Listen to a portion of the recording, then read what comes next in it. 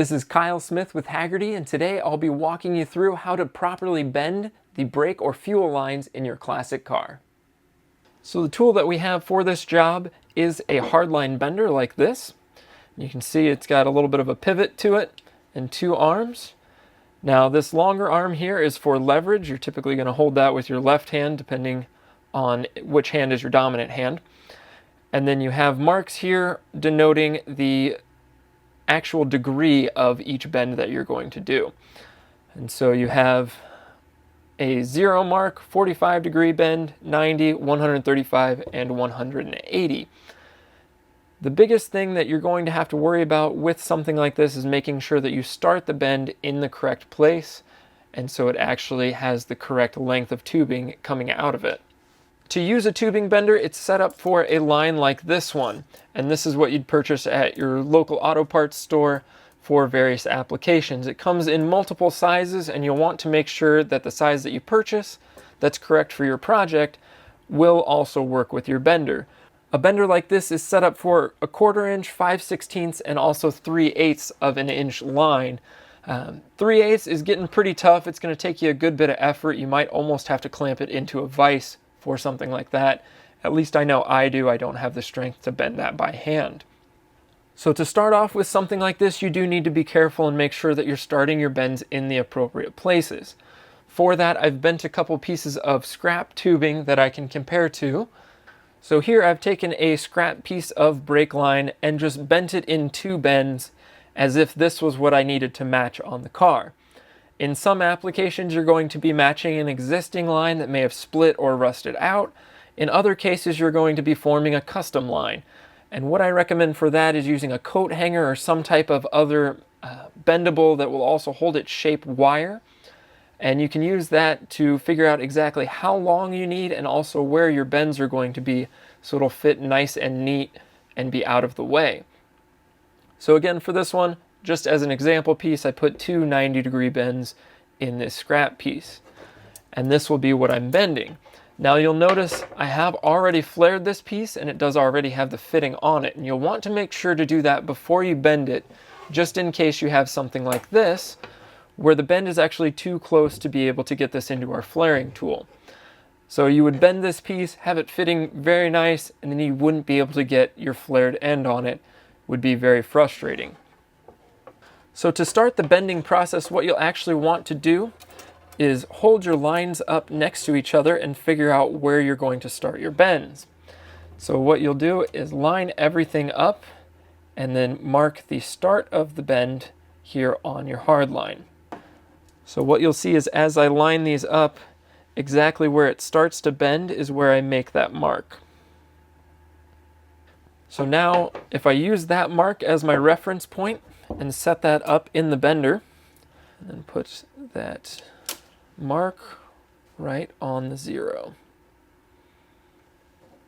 So you can see I've lined that up there with the 0. And then we'll draw these down so the zeros line up with each other. And then to start the bend, you'll want to make sure that you move in one smooth motion through the entire bend. You will not want to start and stop as that goes. And so we'll use our template again here. And it looks like we're going around right at 90 degrees. And it's always better to go a little bit short on your angle than too far, because you'll always be able to put it back in the bender and bring it just a little bit past. So again, one nice smooth motion, bringing that around right until the 0 points at that 90 degrees, and then release it off. So you can see there I've got a nice smooth 90-degree bend, no kinks or twists in it, and my fitting's still in the correct place. So at that point, you'll hold it up against your template and make sure that it actually aligned. Now, if we look pretty carefully, it looks like I got it right on.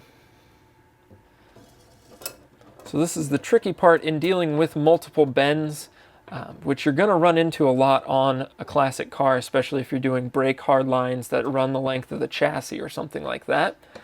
So you need to make sure that you hold these two together and then also still next to each other, and then mark the next bend. And you'll work your way down the line, ensuring that you're always setting it up that you're on the same plane as the line. So you can see that these two bends are on two different planes. And the trick for that one that I like to use is to mark the line so that it always points to the side of the bender that I'm going to be using. So in this instance, I would actually need to flip this over and line them up end to end. Make sure they're matching there. And then draw the line right where that bend starts. There it is. And then what you'll see is that always points to the zeros on the bender. And that will ensure that I'm always bending in the correct direction. Another thing I'll recommend is to go ahead and set it up in the bender how you'll need it to be. So mark right there on the zeros. And then if you put a little bit of light tension to it, it'll hold the angle that you'll need. So let's see, it will be right there. That's where I'll need it. And so you almost need a little bit of a third hand. But if you line everything up, and then you can hold your piece or your template up against it again to make sure that you're going the right direction, and also check the angle that you're bending to. So it looks like this is another 90-degree bend. Then go ahead, get ready. And then again, one nice smooth motion all the way through until that zero is right at the 90 degrees. And then relax just a bit. Now a line like this is going to have a little bit of spring back to it, so you'll want to go just a touch past the 90 degrees, but not by much. Again, remember that you can always put it in there and go just a little bit further, but it's very hard to take that bend back. So there you can see I have the two compound bends in that line. So with this, I'll go ahead and lay the template on top of the piece that we made, and you can see that it worked out pretty well. I always recommend to work your way down the line one bend at a time rather than trying to do multiple or to do it in stages. That'll just make sure that you get it correct on the first try. You'll always have to be careful. It will take thought to work your way down the line, but just patience will make sure that you get it correct every time.